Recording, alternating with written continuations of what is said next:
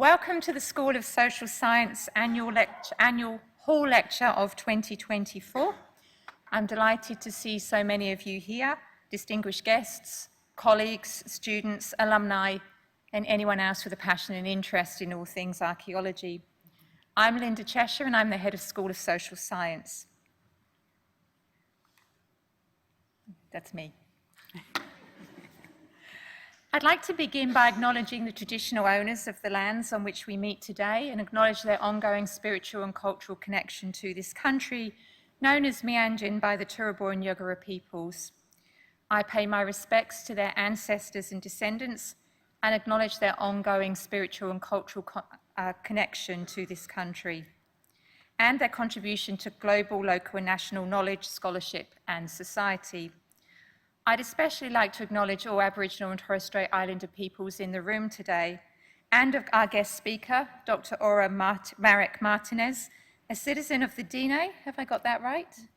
Diné, Navajo Nation, descendant of Mountain Cove Clan and Nez Perce from the northern Idaho. And I'd like to acknowledge all other First Nations people who have joined us for the event today, and I do apologise for my terrible pronunciation of your lands. As a sociologist, I'm always honoured to chair the J Hall Annual Lecture for Archaeology, and that's the beauty of the University of Queensland School of Social Science. The way we bring together our disparate disciplines, ontologies and epistemologies to understand how society works in its past, present and future forms, and indeed the way it doesn't work and hasn't worked for some peoples. We do this through our teaching, producing curious and critical graduates who are committed to making the world a better place, and through engaged and impactful research that we undertake, addressing some of the core questions of our time in respectful partnerships with the communities that we serve. And the Hall Public Lecture is one of the flagship events for our school and one that attracts fabulous international speakers like the one we've managed to invite and bring over tonight. And I thank Tina for coming up with this fabulous idea of bringing Ora over to Queensland. So I can assure you that tonight is going to be another fabulous presentation and speaker that we've now had for, I think, a decade nearly. So the event is made possible by the work of many, but there are a few who deserve to be singled out, and of course is our speaker, Ora, who will be introduced more formally in just a moment. Second, J Hall himself, whose contribution to UQ archaeology was such that he inspired a legacy event in his name. And for the second year running, Jay can't be with us tonight, but he is in our thoughts. I'd also like to express my heartfelt thanks to Everick Heritage and the Robbins family who have been sponsoring the Hall Public event since 2018. And this is in addition to employing dozens of our graduates over the years and more recently supporting the school in its mission to increase Indigenous education and participation in archaeology and cultural heritage. And finally, I'd like to acknowledge and thank the school's Executive Support Officer, Julia Mickle-Clark, and Faculty Marketing Engagement Officer, Sophie Rutledge, for the amazing work this year and every year that they do to bring this event to fruition. We really do have a very strong and fabulous professional team in the school and in the faculty, and I know that the attention makes them feel uncomfortable, but they deserve recognition, and I don't mind making them feel uncomfortable sometimes. So I now welcome Associate Professor Tina Mann to the stage, who will formally introduce our guest speaker. Oh, no, done it again. Wait. There's me, right, okay. Ta-da! All right, I will go.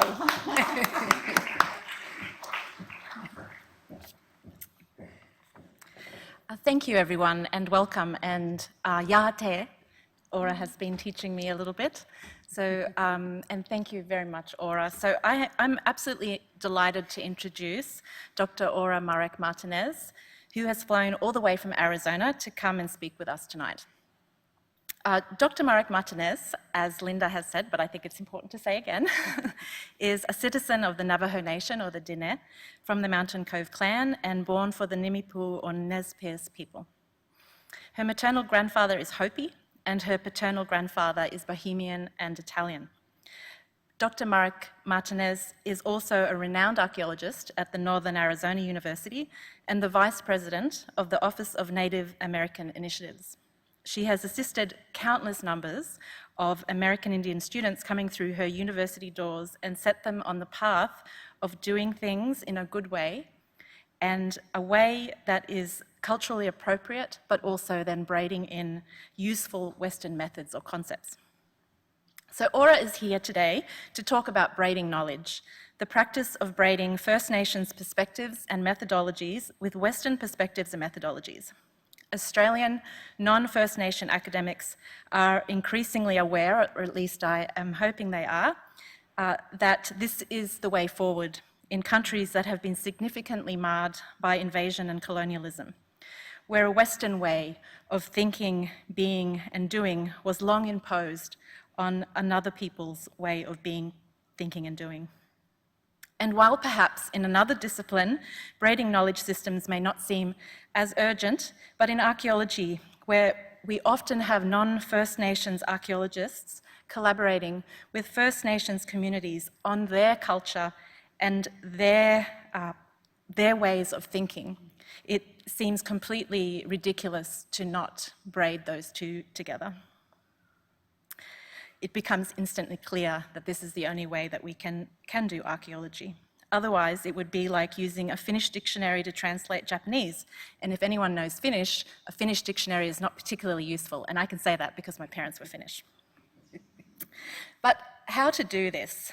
How do you take 2 or 3 or 4 or more different ways of knowing, being, and doing, and weave it with Western methods to create a deeper, richer, nuanced, and more realistic understanding of the past?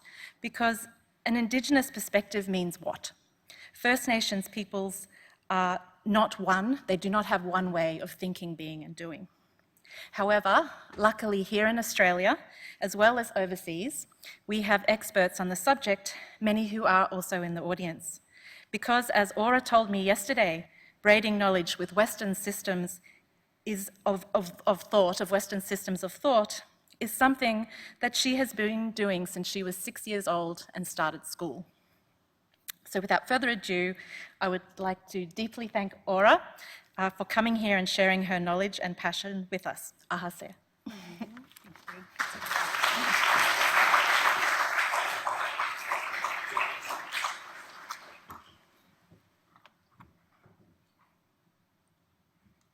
If I can turn the mic on. Okay, I believe I've got it. Can y'all hear me? Yeah? Okay, great. Let's see if I can get this. All right. Okay. Well, and thank you everyone for making the time in your busy schedules to attend this talk today, this evening. I appreciate your intentionality to learn more about the hard work that we are completing in order to make much needed changes within the discipline of anthropology, specifically within archaeology, to braid Indigenous knowledges and practices into our research and theorizing to overcome the colonial specter of our discipline. On behalf of the event organizers of the 2024 Hall Annual Lecture, as well as on behalf of my ancestors who are also gathered here in this room today, I acknowledge the traditional owners and their custodianship of the lands on which we meet today. I acknowledge their sacrifices and the songs, prayers, and offerings that were made for the earth, air, fire, and waters. I pay our respects to their ancestors and their descendants who continue cultural and spiritual connections to country. We recognize their valuable contributions to Australian and global society. I also acknowledge and honor the ancestral reconnections that are being made here today. It is a powerful statement that we are here in all of our indigeneity to share and learn from one another. I am so happy and honored to be here in beautiful Minjin. I hope I pronounced that correctly. Throughout this lecture, I want to share practical strategies for indigenizing and braiding Indigenous knowledges and practice into academia and into archaeological work as a way to actively fight against the colonial underpinnings of Western academic research. One of the first ways that we do this is by respecting ancestral connections. We need to learn about the Indigenous, First Nations history and connections to the places that we live and occupy. And if you haven't taken the time to learn, I'd like to ask you to reflect on why you haven't learned especially when there are knowledge holders and elders who are willing to share and teach about their histories and connections to these lands. I want to also acknowledge the lands, waters, air, and fire that my people care for, and that have also provided me with my language, culture, and traditions. This photo is a picture of the sacred Dok-O Slid, or the San Francisco Peaks in Flagstaff, Arizona, where my family and I currently live. This is the western mountain that is the mother of all 4 of our sacred mountains. This mountain in particular teaches us the significance of women, as well as the importance of acting with integrity and heart. I pay my respects to the ancestors, our current communities and connections, and to our future generations who will care for and protect these lands.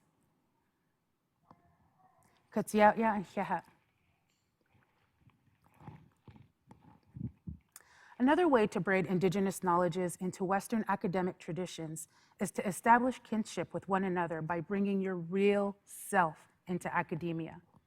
This is my real self. I show up unapologetically Indigenous in these spaces that were not made for Indigenous peoples. I reclaim these spaces to be able to talk and speak on behalf of my ancestors who could not. Part of bringing your real self into academia, as Indigenous anthropologists Be Medicine encouraged. When I first entered academia, I was instructed to be objective and to ignore my background and my connections as an Indigenous person, as it would undermine the integrity of my research. In fact, as part of my master's thesis defense, one of my committee members asked me, how could I possibly remain objective and unbiased in my research while working with Indigenous communities? I understood the context of his question and responded with a question of my own. How is he, as a non-Indigenous male, more objective and unbiased than me, an Indigenous woman, when he trained me? Needless to say, it was a short conversation, and here I am today, Dr. Ora Marek-Martinez. Thank you. This and several similar examples taught me that my lived experience as a Denahasa Donimipu Ayat, as a Navajo woman and a Nez Perce woman, grounds me in Indigenous research practices and ethics that are thousands of years old, and that have been passed from one generation to the next, and that will continue to be shared with future generations. I understand and know myself as an Indigenous warrior scholar, as someone who has braided both Western academic knowledge and Indigenous knowledges to address issues that were not created by our peoples or our communities, but who is dedicated to being a good relative by teaching and helping and hoping to be a phenomenal ancestor, who has protected and taught future generations how to resist and thrive.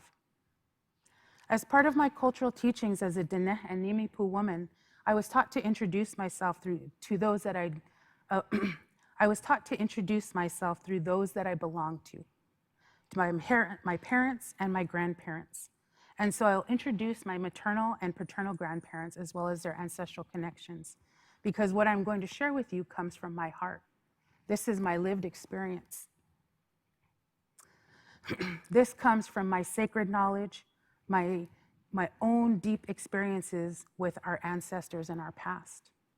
And so Ora Marek-Martinez zitlani nishle donimi pui paktise bashishchin ado kisani de dashache do belagane dashnale akut ego esani nishle lapoi Idaho den yisi na sha do kintlani de na shago turba do yugera bikeya ado to do nich nishle. I'm a citizen of the Navajo Nation, but also a descendant of the Nez Perce tribe of Idaho, the Hopi tribe of Arizona, and the Italian and Bohemian people through my grandfather, which is where Merritt comes from. I come from a long line of Navajo women who come from the Mountain Cove clan. It is our clan that gave our Dene, our Navajo people, the gift of our sacred songs. So we are known as Hatashis, or leaders and caregivers, healers.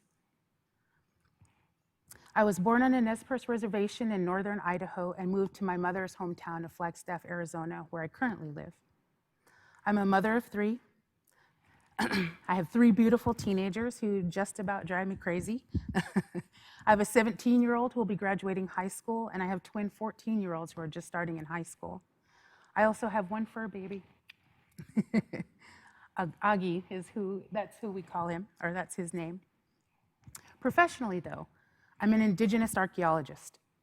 That is, I work with, by, and for Indigenous communities to address issues and research questions they are interested in about the past, as well as challenging the historical body of research that was created about them as Indigenous peoples.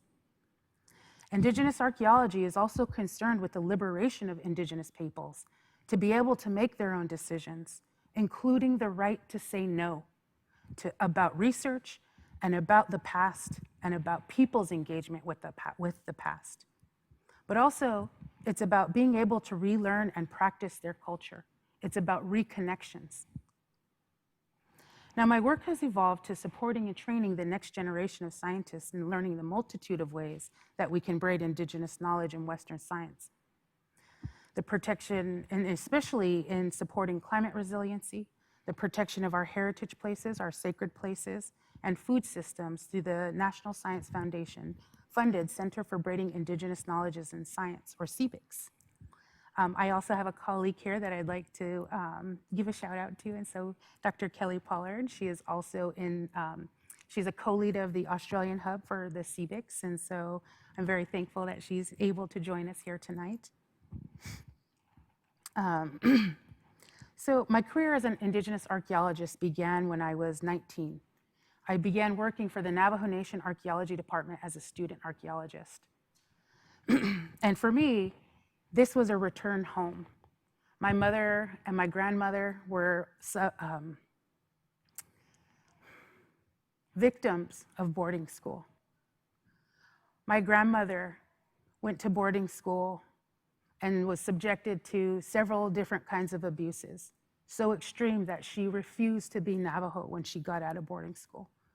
She quit speaking her language, she quit practicing, she turned away from being Navajo because that was safe for her. That was her way of maintaining her life, of being alive. And in that way, she felt that so strongly about it that in order to protect herself and her family, that she did not teach her family Navajo language or culture. So my mother, and I also want to recognize my sister, Cecilia Marek. She's a PhD candidate at Macquarie University and traveled up here to be with me, so I give thanks for that. But our mother didn't know her culture. She did not know how to speak Navajo language. She did not know prayers. She didn't even know her own clan. So when I speak here today in Navajo language, it's with the full recognition that I am reclaiming who I am, my Navajo identity, as a Dineha son.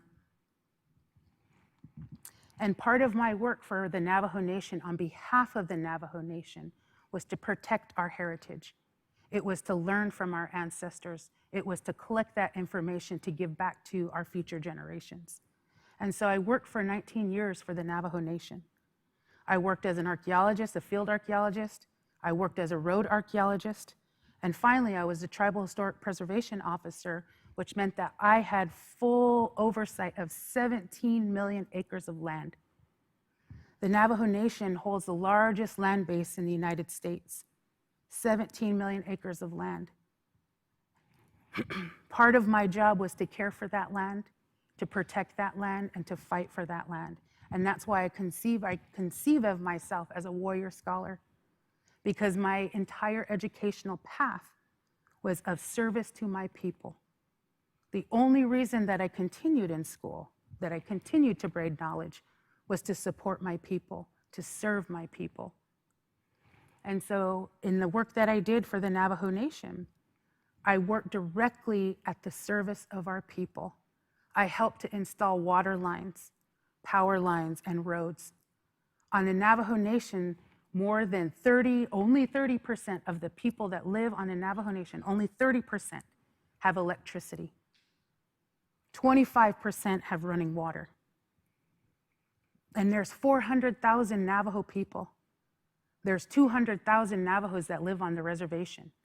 And of that 200,000, 30% have electricity, 25% have water. Less than 10% of our people have roads that go to their homes, paved roads.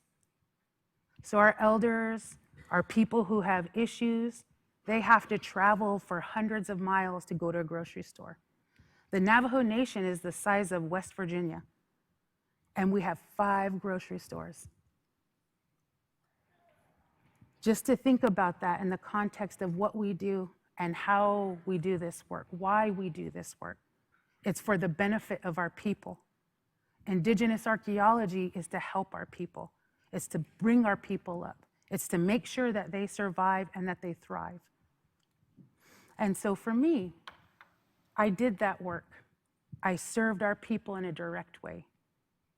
And I chose to switch because I saw all of the issues that I had to deal with when I worked with federal agencies, when I worked with state agencies, when I worked with non-Indigenous archaeologists who wanted me to tell them where every single site was, where our ancestors were buried. They wanted to know everything about our ceremonies. For what? So they could write it down, so it could go into another book, so they get tenure. But what happens for my people? What do people give back to communities? And my work there at Navajo Nation was to do that on behalf of our people. And so when I switched to Northern Arizona University, it was with the direct intention of retraining the next generation of archaeologists. I was tired of educating folks. I was tired of telling them, you can't come to our communities and say these things. You cannot research those things. They needed to learn that in university, in college. And so I chose to go back and to teach and to share my knowledge because I was tired of it. And so part of the work that I do now, part of the reason why I do these kinds of talks is exactly that, to retrain folks, to give them a different perspective about how archaeology has damaged our people.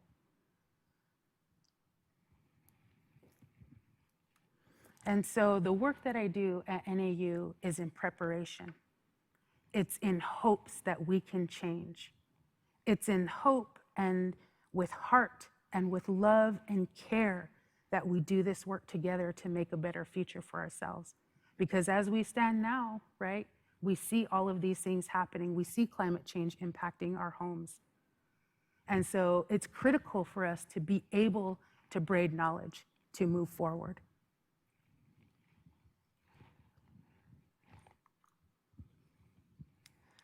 Now that you understand how I am grounded in my research and who I really am, Nishle, I'd like to share the foundation of my theoretical research. Or I'd like to share the foundation of my theoretical research framework that relies on what the NSF has called, our National Science Foundation in the US, calls convergent science, right? Or transdisciplinary approach of braiding is what I like to say. But this approach, this transdisciplinary approach of braiding, it braids knowledge, it braids concepts, approaches, practices, ethics, values. It braids all of these different things from Indigenous archaeology, critical Indigenous studies, and my own personal Dene and Nimipu traditional cultural philosophies and protocols, and archaeological research methods, because I am an archaeologist.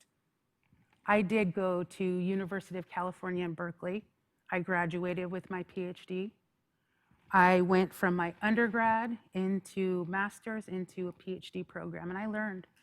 I learned about archaeology, I learned about cultural anthropology, and I learned how to do field work. I did contract work, I worked with the federal government, so I have those skills. I understand what it means to excavate. I know how to record sites. I know how to map. All of those skills I have, but I temper that with the knowledge that my ancestors have shared with me. I temper that with critical Indigenous studies because of the colonization that has impacted our people. And for me, that has provided a pathway forward in the work that I do. And so when I think about it and all of the ways that we're braiding, maybe it's not just a basic braid, but it's actually a French braid. Or maybe weaving is a better metaphor, right? Now, I'm still trying to think through those kinds of conceptual understandings of what I do, but sometimes I feel like it might be French braiding with all the kind of braiding that we have to do with all of these multiple strands. However, oh, thank you, yeah. So in my culture, when we hear from children and babies, that's a good sign. That's them contributing to the conversation, so I appreciate that. Yeah. Based on the work, though, of Linda Tuhiwe Smith and on work that I've completed, I am presenting you all with my Diné research paradigm, or Navajo research paradigm, which I created really in thinking about what would an archaeology for the Navajo people look like. And that was my dissertation research. And for me, what I came up with, and after speaking with elders and knowledge holders and our hatathlis, our chanters, our healers, about what archaeology is and how we learn from the past, they told me that that's sacred, that's ceremonial knowledge. We sing those songs, we tell those stories through our songs and our ceremony. And so for me, the way that they explained it to me is, this is Nihokadene Bala Ashlai, 5-finger earth surface people archaeology, human being archaeology. And that's how we understand ourselves within the context of where we are. Dene doesn't just mean the people, it means 5-finger earth surface people. We're human beings. And that's how we understand ourselves in connection with everybody else. But in this Nehoka Dene Ebala Ashlai archaeology, I know that's a mouthful, so you can say Dene archaeology or Navajo archaeology, it's up to you.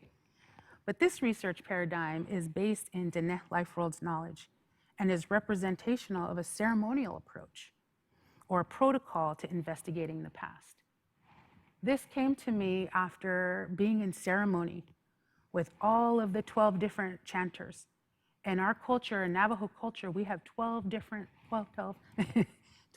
ceremonies that take us through our phases of life, but that also represents different levels of knowledge that we gain throughout our life. Most of the time, our hatathis, our medicine people, they know all 12 knowledge levels. Most people, most everyday Navajo people, we only get to 2 or 3 levels. And so our whole life is surrounded, and we think through, how do we learn more knowledge? What do we do to get to that 12th step? Because that's where we all strive to be.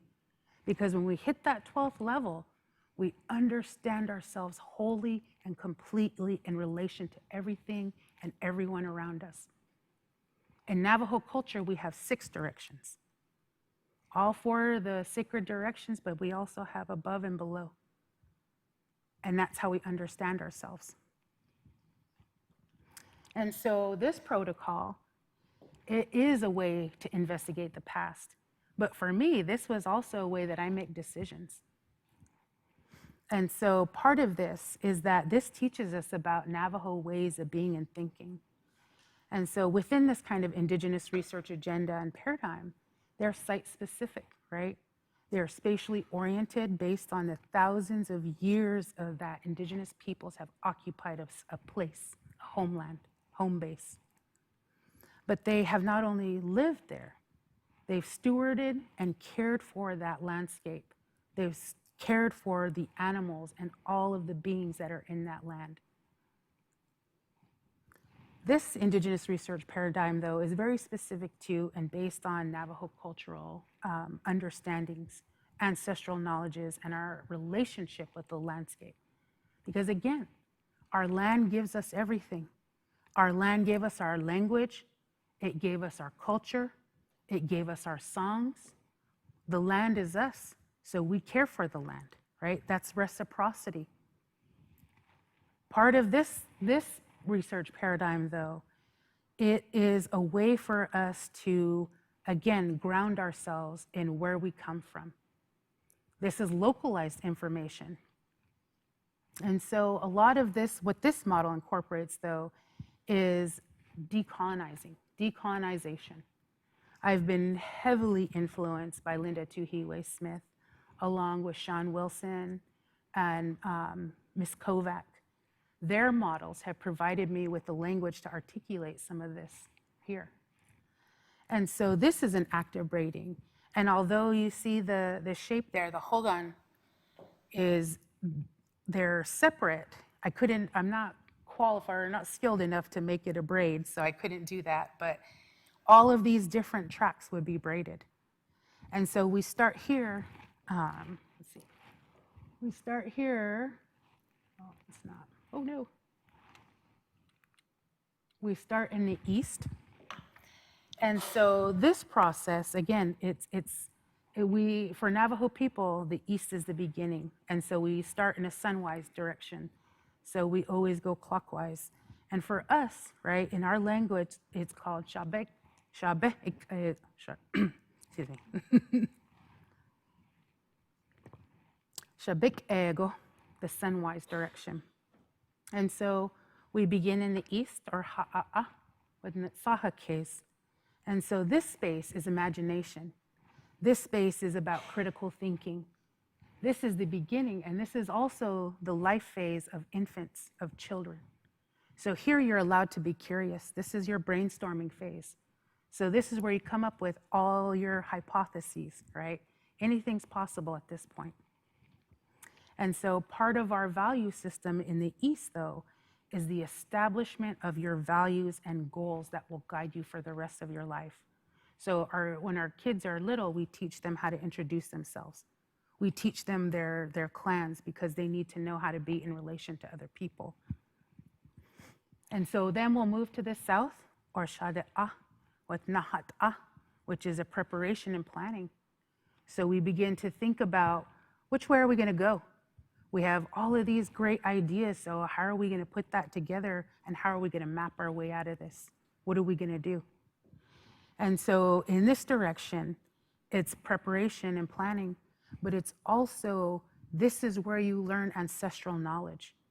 This is how you learn to be on the landscape. All of the skills that you need to survive happen between these two directions. And so part of that in my method is thinking about braiding. This is where you learn to braid, right? Because when you braid, you learn and you participate. So you're not at the point where you're ready to actually act things out. You're thinking about it and you're preparing yourself for what's coming. Sort of like studying, I guess. As part of our values, though, this direction is about adolescence. It's about learning who you are in relation to other people, but it's about self-reliance and motivation. In our language, we say,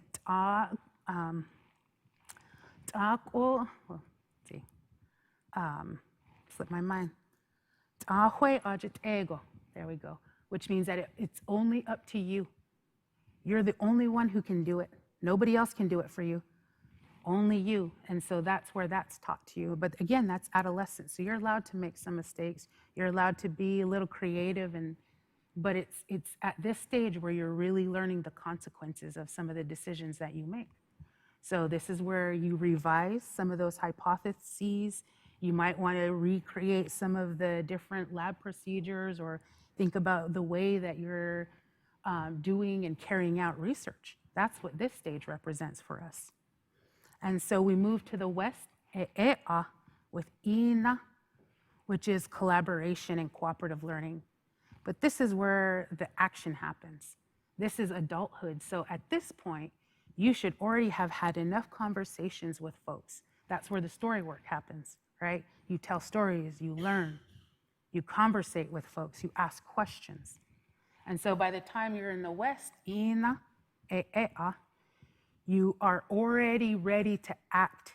You have the pathway before you. You know which direction to go. And so there's basically no excuses. And so at this point, you're committed to your research.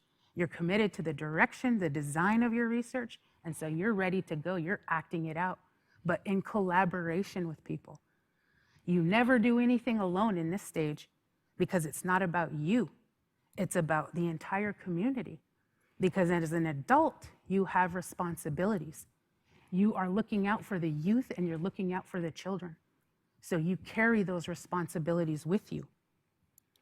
Finally, we move to the north with Nahokos, or Sihasin, which is about wisdom, it's about reflection, accomplishment, and fulfillment.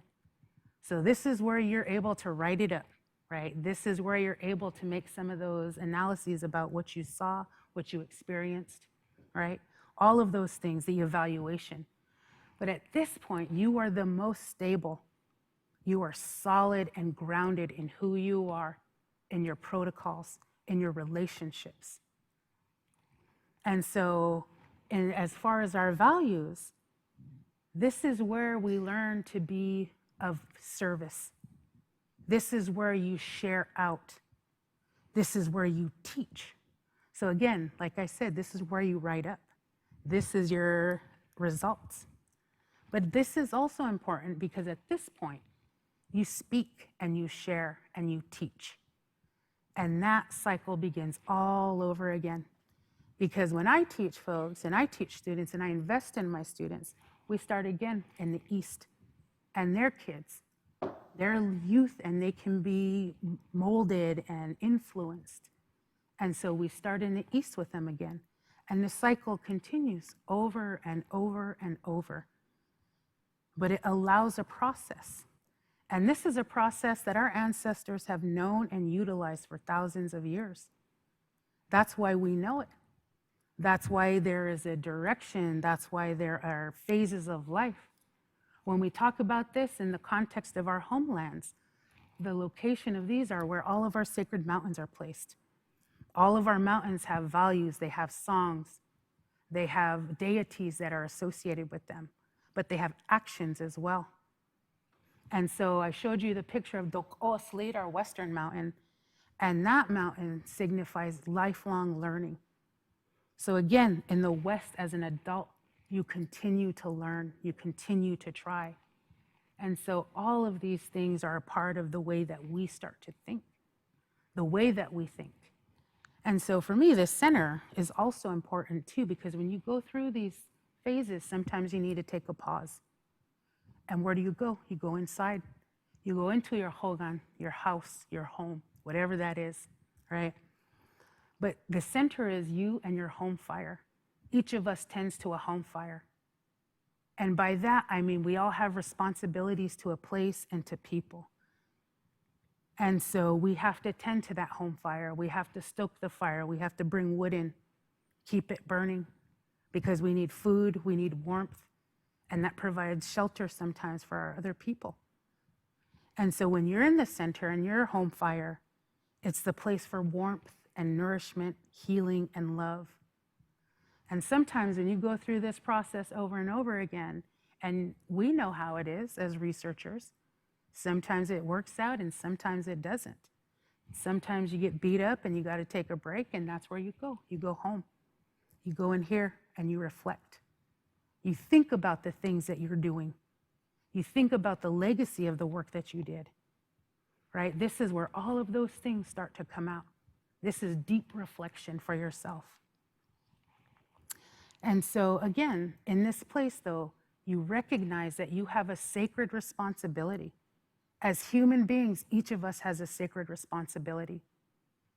I understand my sacred responsibility as a Nez Perce woman, as a Navajo woman. And for me, that's upholding our people. That's ensuring the perpetuation of our language, our culture, our practices. And I do that in multiple ways. I share language with my family, with my children, with the students, but I ensure that it's our culture and our people keep going. And so again, all of these different, the lines there, the 4 lines there represent various processes that a researcher can undertake in preparing and engaging in research, whatever kind of research that is, right? And so when you engage in this kind of Indigenous research approach, it prepares you culturally. It prepares you to work with other people. It prepares you to be open-minded and to learn and to listen. Sometimes as scholars, we think we know everything. And sometimes we think that those letters behind our names indicate that we have a right to know things or that we know more than other people. And that just isn't the case. And within this kind of paradigm and approach, it makes space for that. It makes space for all of the different kinds of knowledge that people have and can share with you. And so again, when you work with Indigenous communities and you gather knowledge in an intentional and respectful way in order to share, in order to give back to the community and the people that you are working with, by, and for, it changes the nature of your research. It changes the intentionality. And so part of this, again, is grounding yourself in who you are, in what you know, but also taking the steps to actively learn from other people. All of this makes space for learning from other people. We don't have the knowledge for everything, on everything, and this model incorporates that. It allows people to contribute and to add to your model, to add to your research.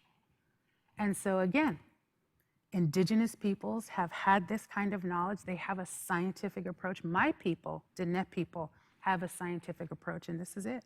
This is their scientific method.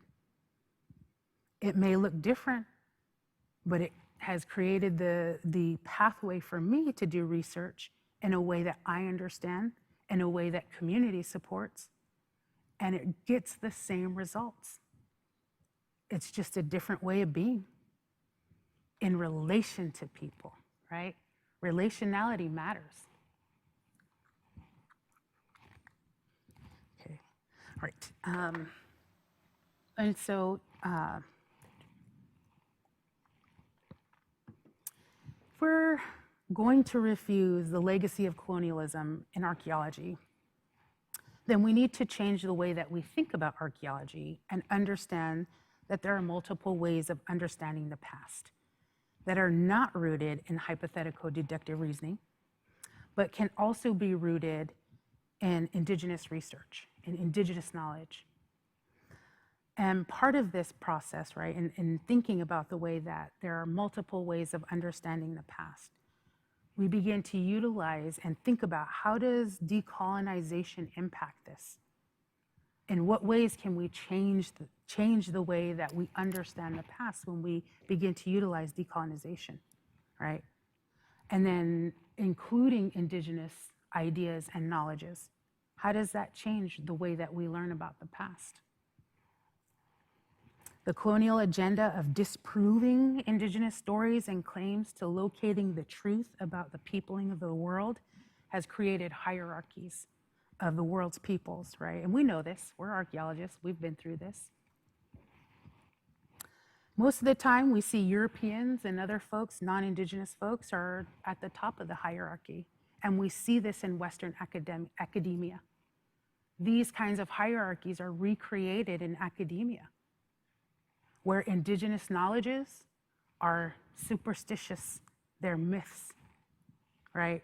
They are not given the same kind of weight and bearing as other data. But again, in the work that we do as archaeologists, we are storytellers. We're storytellers. We collect information from people, from things that we dig up. We can't ask people questions so much about those things, so we create those stories, right?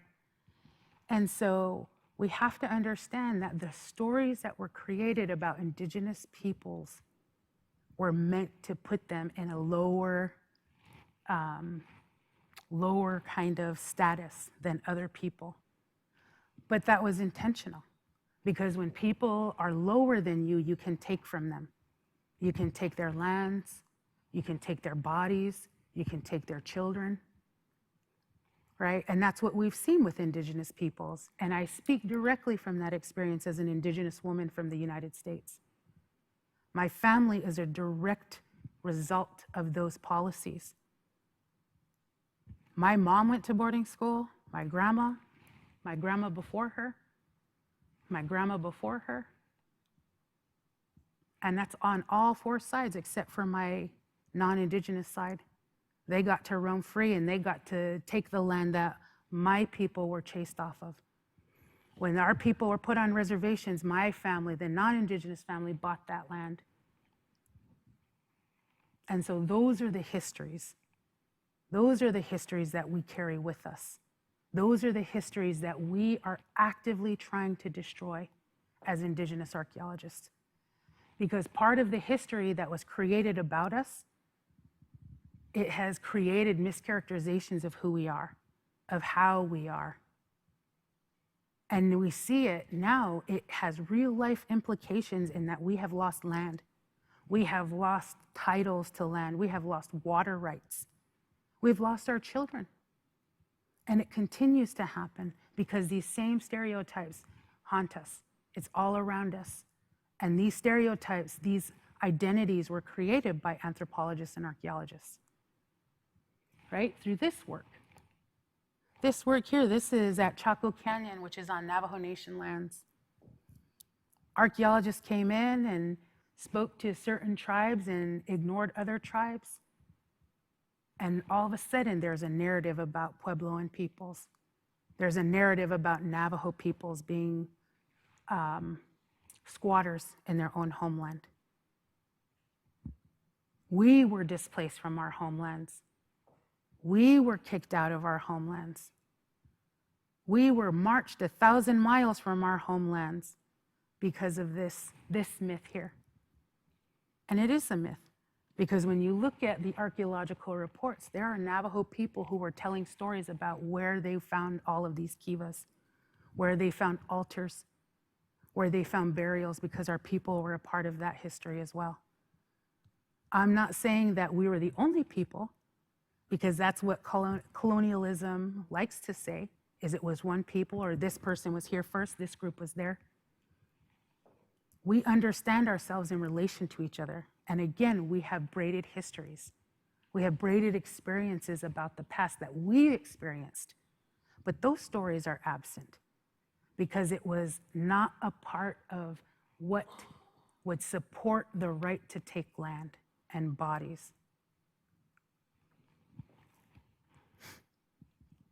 And so, again, the victor tells history, right? They told our history. They conquered us, they killed our people, they put us on reservations, and they got to tell our stories. So now, here I am, reclaiming, retelling these stories from my perspective, from my histories. Thousands of years of knowledge being passed down, and I'm here to tell these stories here. Just like other archaeologists, I tell stories too. And so, when we think about what happens in archaeology and the history of archaeological training, right? And in a lot of ways, our tribal homelands became the research laboratories for generations of anthropologists and archaeologists.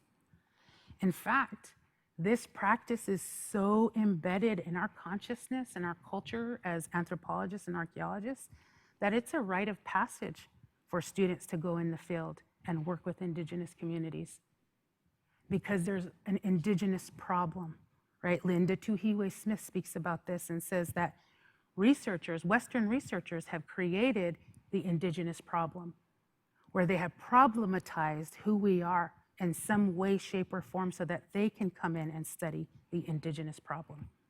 And they provide the solutions to address the Indigenous problem without us. And so it's a perpetuation of this colonial history that we see, even now, in the way that we speak about archaeology and the way that we're trained. I want each of you to take some time to think about that. Think about your own training as an archaeologist, the things that you're learning in your classes. Am I the first Indigenous person that you've heard from? Let's think about that for a little bit. My area, like I said, in the US Southwest, the Navajo people are a very interesting case. They, like many other tribes, were particularly well researched by early US anthropologists.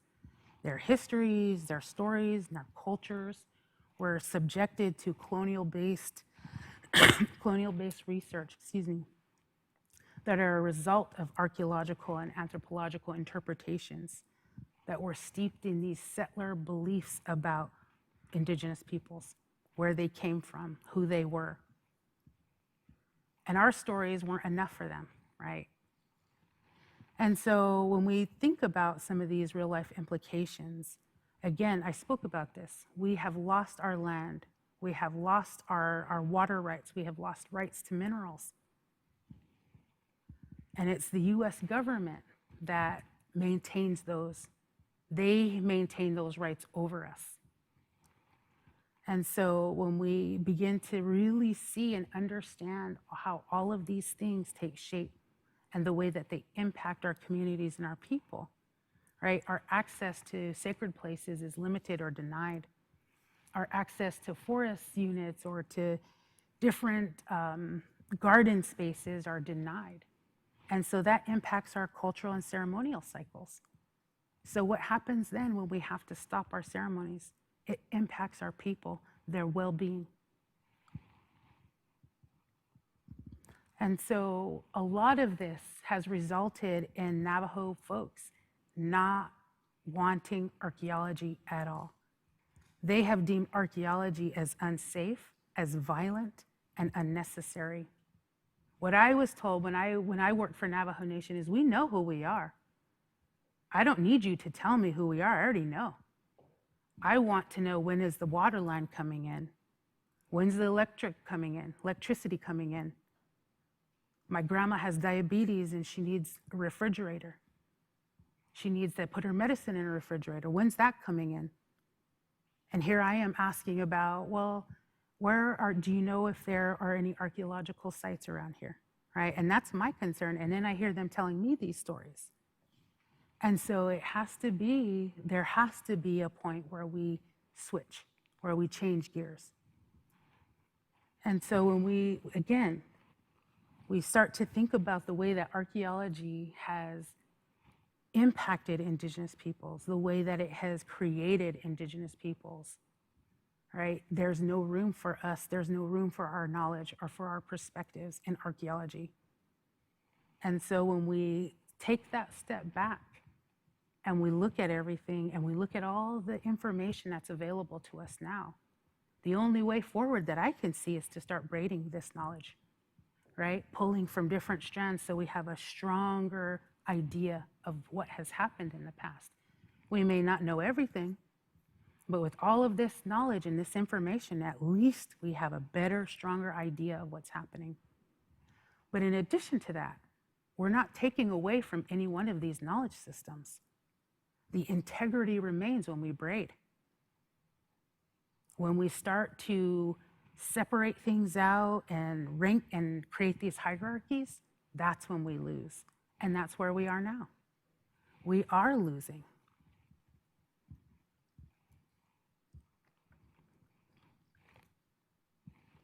And so, what do we do? Where do we go from here, right? How do we move forward? And so one of the ways that I began to think about our knowledge systems and who we are, actually, life worlds is a concept that I learned from Mob and Tazzy. Maggie Walter actually introduced me to this concept. And it's not something that has come across to the United States because we don't speak about epistemology, ontology, and axiology so much. That's not a part of how we speak about archaeology. That's absent. And so when I came to Tasmania in 2019, that was something that I learned, and I really appreciated it because it gave me a language. It provided me with a way to articulate some of the issues that we face. And so, are you all familiar with life worlds? Kinda? No? No? So it's a term borrowed from sociologists. I learned that it is really, life worlds are made up of a group's epistemology, ontology, axiology, and their pedagogies, right? It's their lived experience. It's all of that wrapped up together. And so for me, this was something that worked because for the Diné people, there's no distinction between natural and cultural resources or the way that we think about the world, the way that we think about archaeological sites. It's all the same. The way that we understand the world dictates our relationship with the environment. The way that we see and understand ourselves is much more than separate and disparate parts. And so our ancestral knowledge provides us with the ability to experiment, right? I showed you the diagram, the research paradigm there, or the research diagram. And so for many Indigenous cultures, though, the interpretation of our experiences with the past recognize animate and inanimate relations. And so we understand and we know that there are intangible aspects of our cultural heritage that also need to be protected and should also be a part of the conversation. And so this information together helps to tell the larger story of Indigenous connections to landscapes, right? That are embedded within our cultural histories and our cultural stories. And so, for example, our kinship system extends to the environment. There is a relationality that exists within Indigenous knowledge systems. And so I said, nishle. I told you, lapwe Idaho dei nishle. Kinflanete nasha. And so that is where I'm from. I belong to those lands. And for me, right, when we think about our relationship with the land, I said it's everything. The land is everything. We are reflective of the land. We are the land. And so this diagram here on the right side is actually National Geographic's 1990 depiction of the Navajo world, the Navajo universe. The closest representation that I've seen to something like this was in ceremony. And it was a ika, a sand painting. And it was the 12 medicine men that drew this. And so I was shocked when I saw this in National Geographic. And this depicts our entire world, how we're related to one another, how we see ourselves. And so this tells our origin stories. We have 4 worlds, different worlds. And so you see the bottom world is the black world. That was chaos. All kinds of things happened in that world. And each time we moved up a level, it was a lesson. We learned about how not to be. And we learned from those mistakes. And so now where we are is considered the 4th world, the top, the glittering world. And so you see here the 4 sacred mountains. You have different cultural representations of our landscape. And in the very middle is our hogan, right? That's where you take rest. That's where you're safe. That's where you tend to your home fires. And right there in the middle, that's the center of our universe as Navajo people. And that's us, each of us as individuals. Regardless of where we are, we're the center of our own universe, of the Navajo universe. And so in this diagram, again, it's the entire history, it's our presence, and it's our future depicted. Because you see where we started and where we are, but then you see the universe and the stars. And then you see above that where our holy people are. And you see how they're all connected. You see the sun and the moon. And so again, it's the entire world. This is how we're connected and how we understand ourselves. And so for us, we understand that all of us are connected. 5-finger earth surface people, human beings. We recognize ourselves in relation to you all. And that's important because we understand that anything that happens to you happens to us. But you all don't seem to realize that anything that happens to us will happen to you. And so that's where braiding is important, because it allows us to understand all of these different ways of being, and it strengthens who we are collectively. Not just us, collectively as human beings. And we think about you all. We think about all of us. We pray for you all. All of us like this, 5-finger earth surface people. Our songs, our prayers, our offerings. It's not just for Navajo people. Human beings, all of us. And so again, there's reciprocity there. We give, we pray, We do these things on behalf of all of us. So what is it that everybody else is going to give?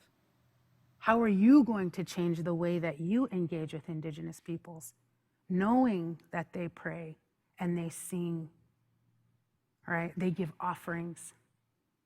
We do that for you all. Everybody in this room, everybody here, we pray for. And so we pray for a better future. We pray for strength for everybody to do the right thing. And so again, it's a reflection of who we are. So that's part of what I'm asking for you all to do as archaeologists, as scientists, researchers. How are you going to contribute? How are you going to give back? You all are here, you're doing research, you're going to go out and do amazing things, and many of you have. But what have you brought back? What have you given to the people who you studied with, who gave you your PhD, who gave you your master's, right? And if you haven't given back already, what are you going to give back? When are you going to give back? I ask you all to think about that, because that's important in the work that we all do. It's give and take. It's not just take, because that's what we've experienced.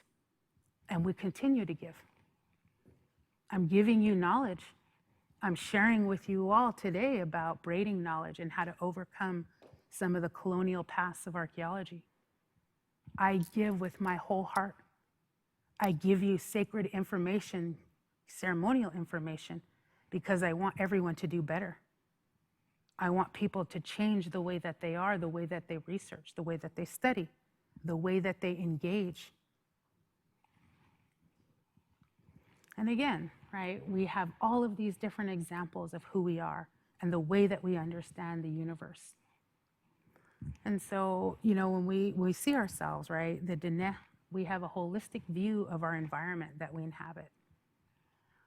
Thousands of years of lived experience have taught us. We understand that through trial and error, through observation, through bad things happening, good things happening. We understand that.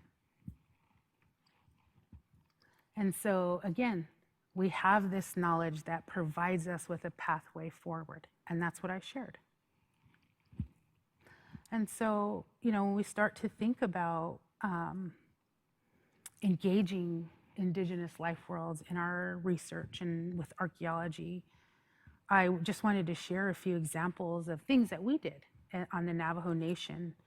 And part of that was to recreate our tribal codes so that it incorporated the intangible and the tangible.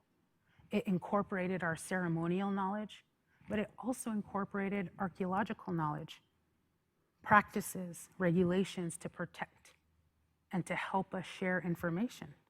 And so we braided knowledge to help strengthen, number one, the protections for our cultural places and for our ancestors, but also to make sure that there was intergenerational learning. Because like I said, this is ceremonial knowledge. This knowledge is shared in ceremony. There should be a fire here. There should be people singing. That's where this information comes from. And again, part of this work is educating the next generation. It's encouraging change for the next generation.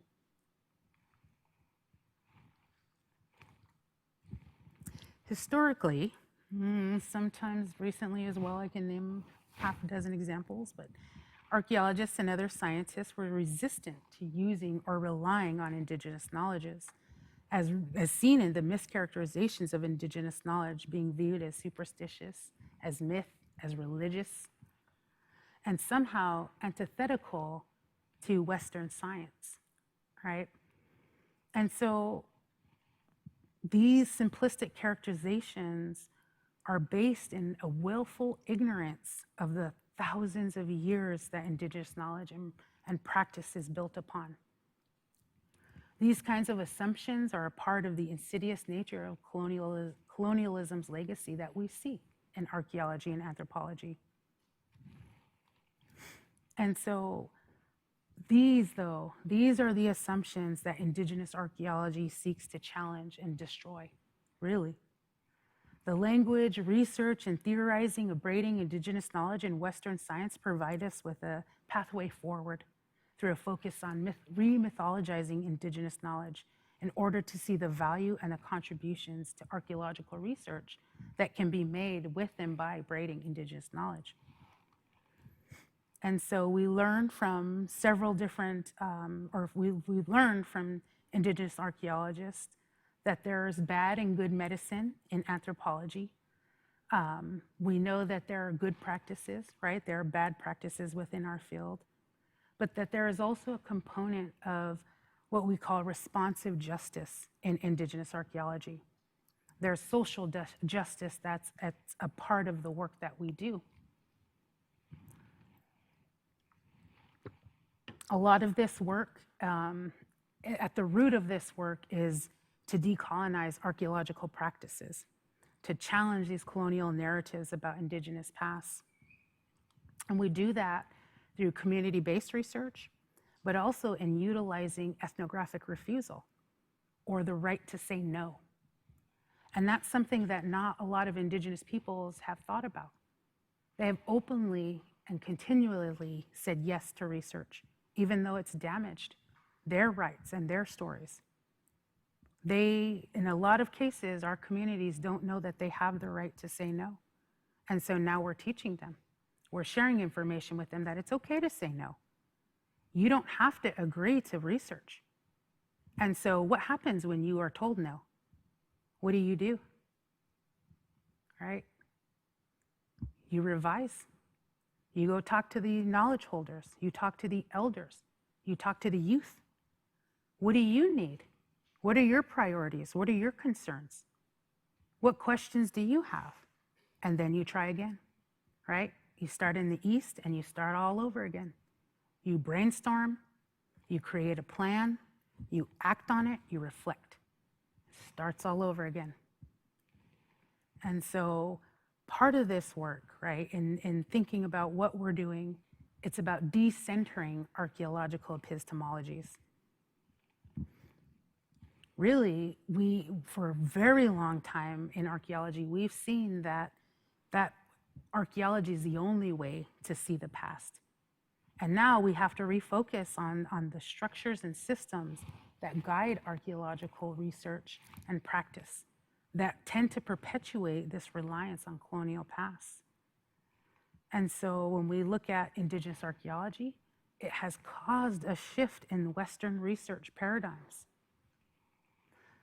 because we see that there are generations of archaeologists and other scientists who don't know any other way besides equitable, co-produced research. That's what my hope is that from now on, every generation of archaeologists that are graduating and moving through this system, they understand the importance of establishing relationships with Indigenous communities if that's the work they're doing. There's an importance behind getting to know people and investing in those communities. It's about co-production of knowledge. That's the only way forward, and that's what braiding affords us. It opens those pathways to all of those things.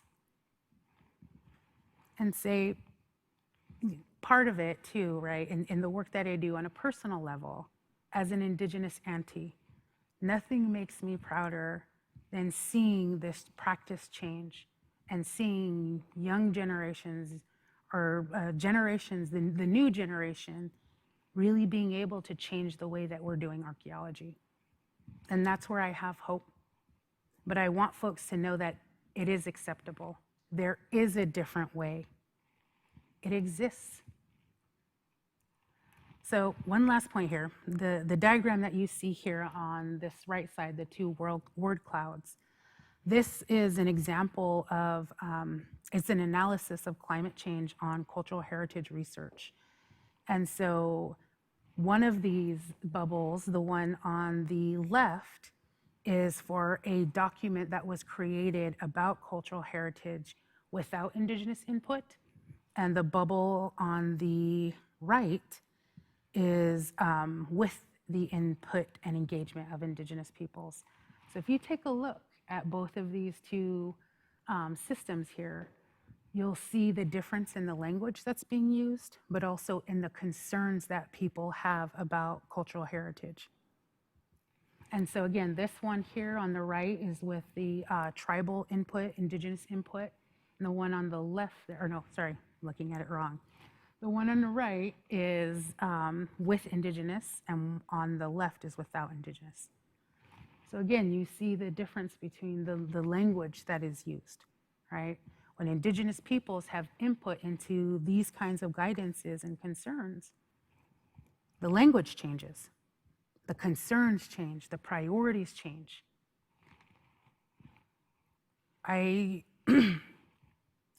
When we engage with indigenous peoples, it changes the way that we think through things, the way that we approach things. And again, this is a crystal clear example of the differences. And, you know, being an archaeologist for over 20 years, I can definitely say that this is exactly how we speak about things. Beings, right? You'll see climate and beings. And the larger the word is, the more times that it was mentioned. So it doesn't say human beings, right? Because there are other beings that exist in our world, in our environment. And so there's a recognition of that. And so again, just in the language that's used, the concepts that indigenous people are focused on and the way that they understand themselves in relation to their homelands changes the way that we know our past, the way that we talk about our environment and our homelands. And so the authors of this study stated that their intention with doing this was to share a visual example for the way that engagement with indigenous peoples can change the way that we understand our research and our work. And this was striking for me. I was really surprised to see the difference in our concerns and the way that we approach things. I knew it, right? I'm an indigenous person. I've been through education in school and I knew it, but to see it after analysis of all of these documents and this guidance, this is what it resulted in. And so when we support braiding and we think about what we do, it is important for us to remember that within this context, we support tribal sovereignty. And when we use this as an approach to counter colonial research that has mythologized indigenous past cultures and connections, then where are we, right? Where do we move to?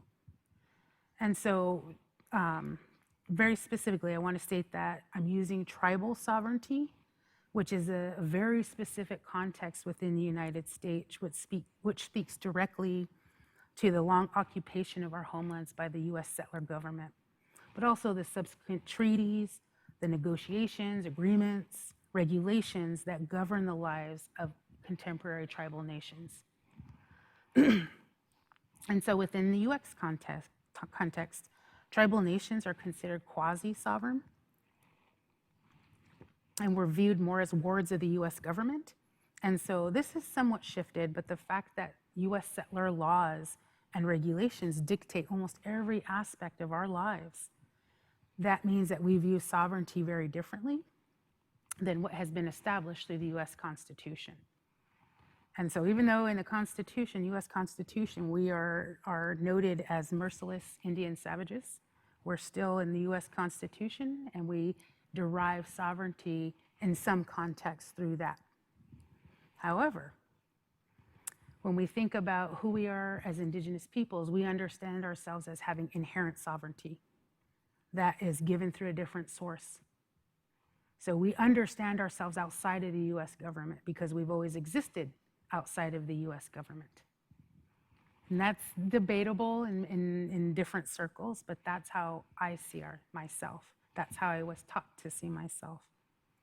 And so the results of mostly non-indigenous archaeologists conducting research on indigenous peoples and their resulting interpretations has ingrained the act of othering indigenous peoples within the education, training, and preparation of archaeologists. And so when we train archaeologists to believe they can suspend all bias and lived experience in their research and interpretation, we are walking the same colonial path as our ancestors. So using indigenous archaeology as an anti-colonial approach to archaeological research has created spaces and opportunities for indigenous peoples to engage archaeologists in learning as human beings, right? Recognizing their sacred responsibilities and learning with, by, and for their ancestors, their homes, and their future generations. So when we think about it and we shift, you become a part of who we are. You're a part of the community. And that means that you have a responsibility on your shoulder now. You can't just come and go.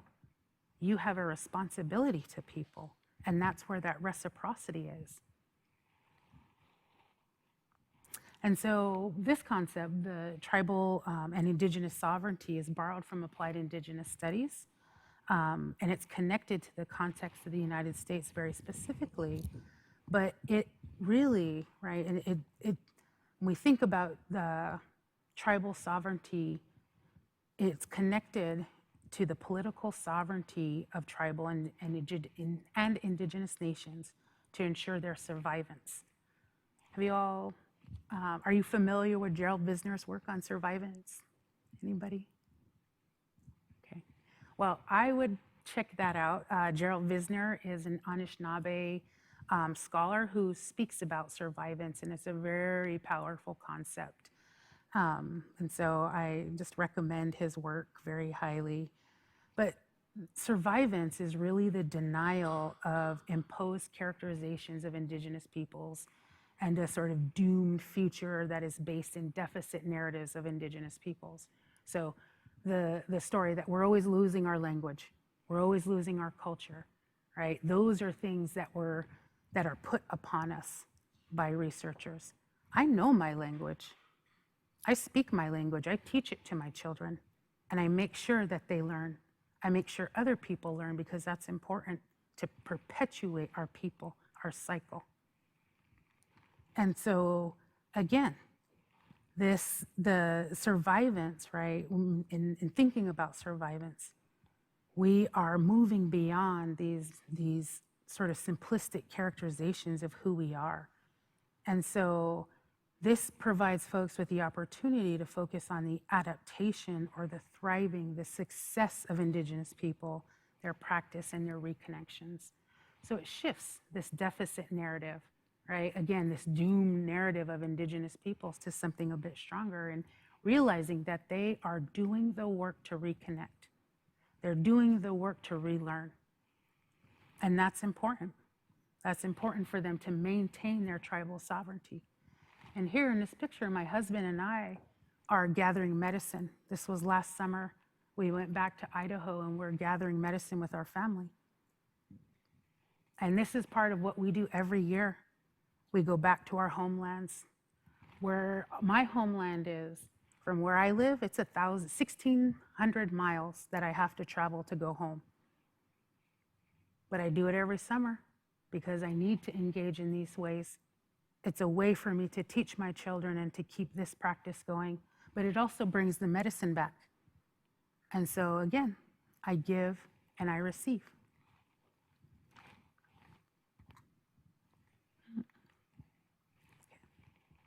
So when we use tribal indigenous sovereignty as theoretical positioning within archaeology, it requires archaeologists to critically reflect on their research, particularly why. Why is this important to know? Why is there a need to know this information? It also requires archaeologists to consider their relationships with indigenous community, especially those that they intend to conduct research with, and hopefully not on. For example, does the indigenous community that you work with, by, and for need or want that research? Did you have the conversation? Did they ask you for help? Also, and more importantly, what are you able to do in return for the community agreeing to let you conduct research? Tribal sovereignty is inherent to us as tribal nations. We understand that that sovereignty is rooted in our deep time relationships with our homelands. It's based on our lived experiences that have been passed down from one generation to the next in the form of stories and songs and prayers, right? It solidifies our sacred relation or sacred responsibility that we hold in our heart, that we hold ourselves in relation to and responsible for our lands, to one another, to our ancestors, to our communities, and to our future. And so this approach for me has really created a new pathway forward for the field of archaeology, one that not only divests itself from its colonial underpinnings, but invests in Indigenous knowledge and research methods to reveal new information about the deep past, while simultaneously reclaiming and reaffirming Indigenous connections to the deep past.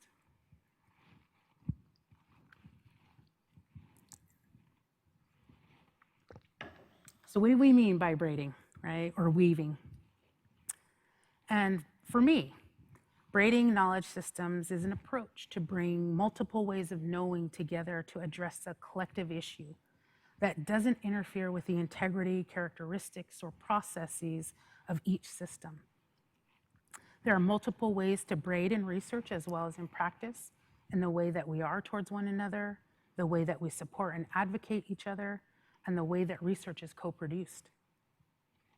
For decades, Indigenous knowledge systems were ignored or marginalized as many scientists failed to recognize the contributions that these systems bring to the practice and process and methodologies of scientific research and the scientific information and data that's carried within those systems. There is a growing body of knowledge accumulated over, evidence, I guess, accumulated over the past 2 to 3 decades within natural and social scientists and from multiple disciplines that has come to recognize that Indigenous knowledge systems carry important scientific data and observations, right? We know that, excuse me, and that our knowledge systems can be braided. It provides research methodologies that also have the potential to produce new knowledge, but also contributes to the understandings of our world, right? It's research that braids these knowledge systems that can provide a more robust and complete understanding of issues that impact all of us, such as climate change, the protection of archaeological sites and cultural places, and the protection of our food systems. All of these are issues that are critical to scientists and Indigenous communities, but again, as 5-finger Earth surface people, as human beings, these issues impact all of us. And so I'm advocating for all archaeologists to learn how to braid Indigenous knowledge systems and Western science systems to enhance our understanding of our natural systems, but also to strengthen and innovate our responses to climate change, right? To the way that our cultural places are being destroyed, our food systems are being destroyed. Our goal then is to learn how we do this. And I said there are multiple ways of doing this. There's multiple levels of braiding. You can braid ethical standards and values in order to create relationships to start this research. And I can't speak to braiding in the field because that is locally specific. I can speak to my own experience in braiding knowledge in archaeology in the Southwest, but it changes with each Indigenous group. We're not all one group, and all of us have different ways of being with the land that we occupy. And so part of our goal is teaching folks about conducting transdisciplinary research in specific places. And so we do a lot of this work through CBICS, and our goal is to be able to learn from these processes and share that out. And so we have 2 different ways that we're doing that. We are working with communities, tribal communities, Indigenous communities, to learn about their needs, their priorities, and their concerns, and to build research agendas. The other part of our work is enacting those research agendas for place-based research so that we begin to understand what braiding looks like in a specific context in this location. And so our ultimate goal is to be able to share information out with everyone. And so we have what we're calling a knowledge base in CBICS, where all of this information from the Indigenous Research Foundation's projects, the place-based studies will go in. We have folks who are experts across the world, and they will do the work to bring information out and share specifics of braiding. The new way that we have to learn, right? The new ways of training our students. And so this is going to help us learn to braid on a global level. And that's important because we need to know how to work with one another. We need to know where those similarities are. But more importantly, we need to learn about the tensions and the tensions and the rough spots there. I can't remember the exact word that was used, but that's where we learn, right? Those tensions where it doesn't quite sync up. That's where we learn how to do this work better. So, okay. So again, reflecting from a cultural level, right? Indigenous peoples have faced generational impacts of abuse and removal, which are believed to be manifested in a number of social ills that disproportionately affect U.S. tribal nations, such as the epidemic of missing and murdered Indigenous relatives, MMIR, which is connected to extractive environmental industries such as mining, and the extremely high rates of Indigenous suicide, youth suicide in particular, which is almost 2.5 times higher than the general U.S. population. The overall desecration of Indigenous homelands, those lands that are the usual and accustomed homelands of the United States, Indigenous peoples, is reflective of mainstream society's negative historical narratives and contemporary perspectives in some cases, their understandings and their treatment of Indigenous peoples, which has been characterized as extractive and genocidal. And so in order to change this, we have to begin exploring how to utilize Indigenous knowledges. As a discipline, we have to confront and interrogate misconceptions about Indigenous peoples and Indigenous knowledge that is a result of colonial-based research. Within archaeology, we see a historical rejection of Indigenous knowledge and site interpretations in creating archaeological narratives that have become factualized and that have actually displaced Indigenous peoples of their own culture, as experts of their own cultures. There are folks who are non-Indigenous that are regarded as experts more so than Indigenous peoples of their own culture, right? And that's a part of colonization. That's a part of colonial research, is that we are no longer the expert, someone else knows more about us because they created that knowledge.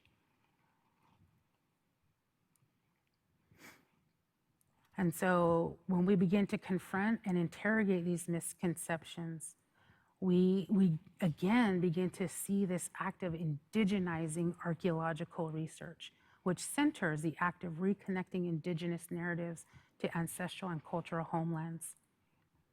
Our histories, identities, and presence have been designed, created, and classified by anthropologists and archaeologists for over 200 years. We have a lot of work that we have to do. This is why Indigenous archaeology is so important to me, because it's provided a pathway for Indigenous communities to engage sovereignty and cultural heritage work in culturally based ways that protect tribal homelands, that protect the tangible and intangible aspects of culture and heritage, that protects cultural or tribal sovereignty, and that prepares future generations to continue this important work. Most importantly, however, is that Indigenous peoples are the experts. We are the experts of our own culture. We are the authorities over our own past, our present, and our futures. And as I've learned, there should be nothing without us, or there should be nothing about us without us. The act of, again, let's see, all right. Understanding the social, political, and cultural impacts of the colonial underpinnings of archaeological research on Indigenous peoples and other historically excluded groups is critical for much needed change for archaeology.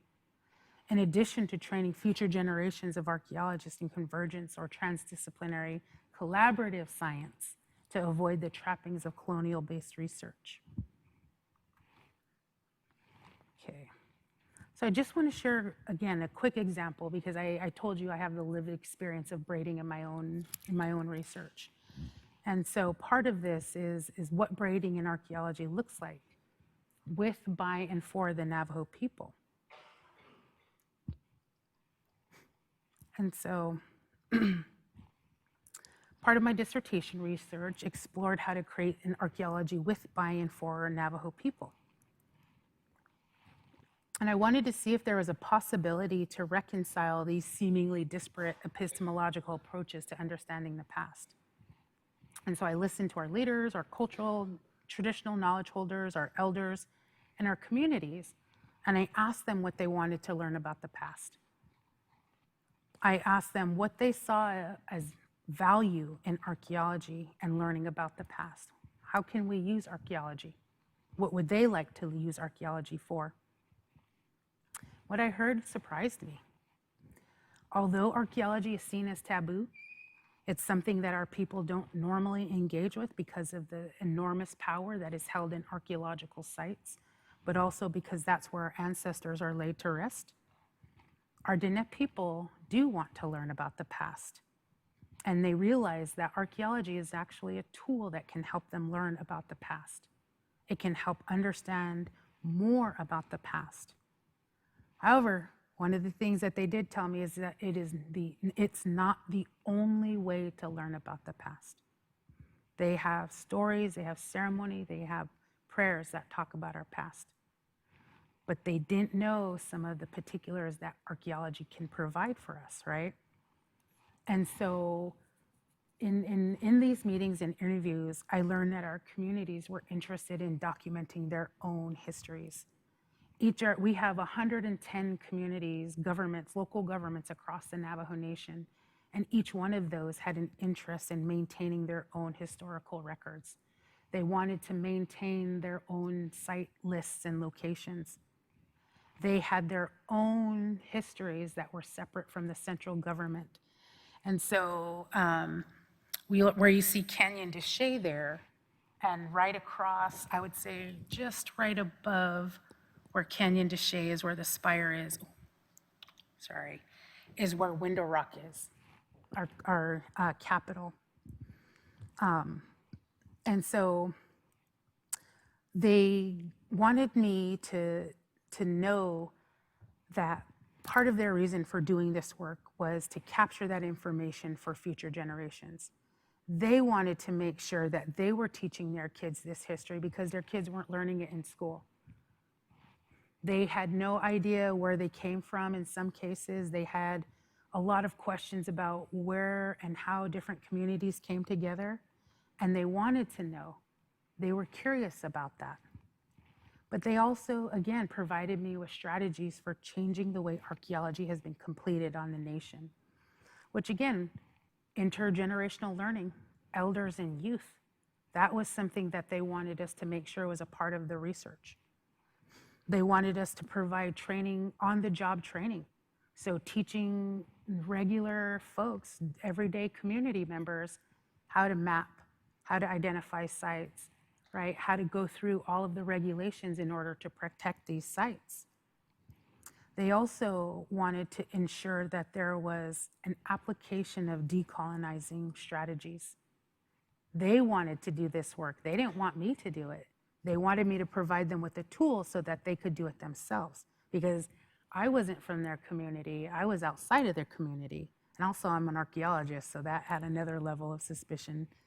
But they wanted me to teach them how to do it, right? And so that was where we found common ground, was teaching them about how to do the work, how to do archaeology, field work, right? Field archaeology. And I could do that. And so I did teach. I created a training program for students, for folks on the Navajo Nation. But when I was a part of the Navajo Nation, I reclassified our jobs for archaeologists and anthropologists so that they didn't need a degree. There were some jobs where they definitely had to have a degree, but there were several other jobs that were community-based, that were in the field, where if they learned the skills through a certificate program, they would be okay.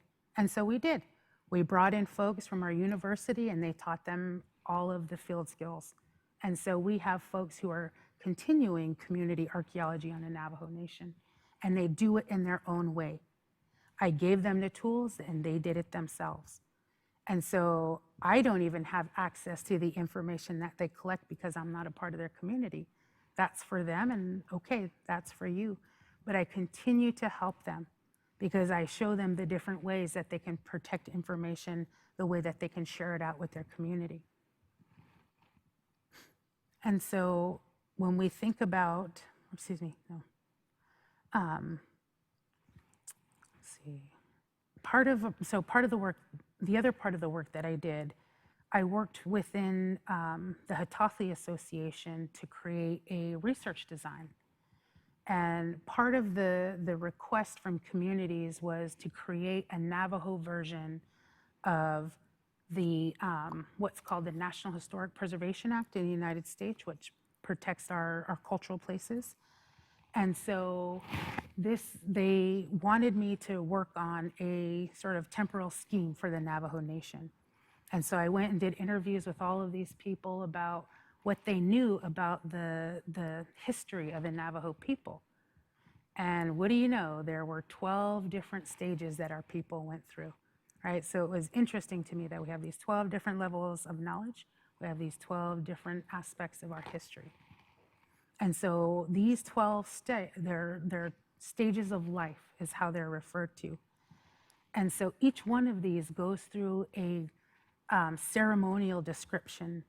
And in my mind, going in, I thought, okay, there's going to be very specific ideas about who we were from a cultural standpoint.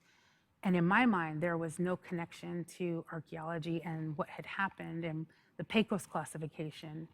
And what ended up happening is that it was pretty similar. We had a lot of overlap in how we understood ourselves in the past. And so we have these 12 different stages of life. And the first one is Ka Besh Dene'e, which is the flint tool people, right? So again, it coincides with the timing and with the understanding of history in the United States. And so we go through all of these different phases where Tsa Dene'e, the basket people, which is an archaic period. We have Ish Asat Dene'e, clay pottery people. So all of these descriptions are a description of what we see in the landscape. So the introduction of basketry, the introduction of pottery, very basic pottery. And then we have our sort of fourth area. And part of this is understanding that we have only made it to 5 of the stages of life.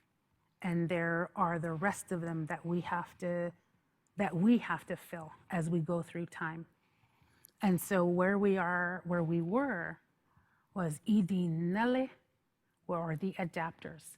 So this was the historic period when contact was made with non-Indigenous peoples. And so now we are in the Nihoka Dene Balash'la'i, 5-finger earth surface people, right now. And so these are all of the stages that our people have been in. So we have a recognition of where we have been, of where we are, but also there's space for where we will go, right? We have all of these other levels that we have yet to fulfill. And so again, this is based on a Navajo understanding of our world. But also, this was a way for our people to understand who we were, where we came from, and where we were going, because that's always a part of our cycle, right? We're always thinking about those 3 things. And so part of who we are, right, we are affiliated with what is known as the Anasazi, but in our language, we call it Nihithnasazi, which is our ancestors. And so we understand that we have a deep time connection with 10 of our clans have a deep time association with Anasazi. And so there are 70 clans, and out of the 70, there are 10 that are prehistoric. And so we recognize that there are these 10 and that the rest of us have come to be through intermarriage and movement and all of the other kinds of processes that humans go through, right? And so understanding ourselves in that way within the context of our lands has provided our researchers and outside researchers with a place to start. So if they want to work with us on the Navajo Nation, they have to realize that these are the stages that we've been in, and they need to support the research that we are trying to produce for our people, or that we're trying to co-produce for our people. Let's see, let's skip this one. Actually, okay. Let's see, one more. Sorry. All right. So I know I shared a lot with you all, and we're way past time. I apologize, but I just looked at the time. Like I said, I'm a storyteller. Sometimes you just need a big cane to pull me off. But there are some key points that I want you all to remember as you work, research, and partner with Indigenous peoples and communities that will assist in overcoming some of these colonial legacies, right? And overall, when you work with Indigenous peoples, you center Indigenous knowledge. Braiding Indigenous Knowledges requires indigenizing collaboration in a way that, as a partner, you uplift and honor Indigenous ways of being, doing, and learning. Acknowledging the values that underlie each community you work with, by, and for is critical to establishing trust and laying the foundation for long-standing, mutually beneficial relationships. By recognizing the sovereignty of Indigenous peoples to freely practice, control, and produce knowledge about themselves for the perpetuation of future generations, you are supporting the community's priorities, needs, and wishes for a healthy, safe, and thriving Indigenous future. I also want to draw your attention to the heart of this work, of indigenizing research. We do this work for the liberation of our people, our communities, and our homelands. I came across a story a few months ago from a dear friend in Tassie who shared this message from Elder, I think her name is Lila Watson, who shared this message with researchers.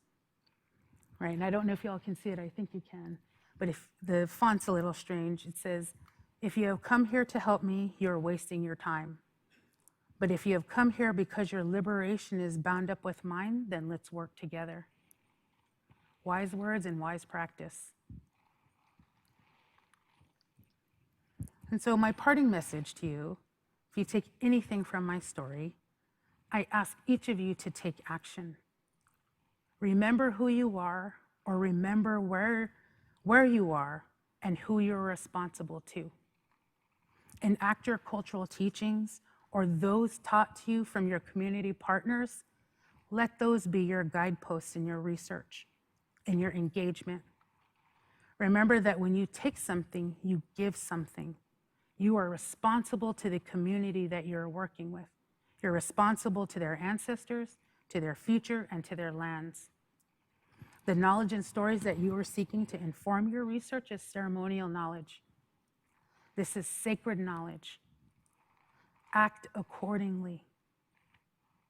Also understand that you are working for a sovereign nation, a nation that is fighting many battles to protect, strengthen, and ensure its future on many different fronts. The work that you do is contributing to the sovereignty of the nation. Finally, be your real self. Bring your real self into the research. Be humble, sit down, listen, and laugh. After all, if you can't laugh or cry, if you can't help and contribute, then maybe, just maybe, we're too deadly for you.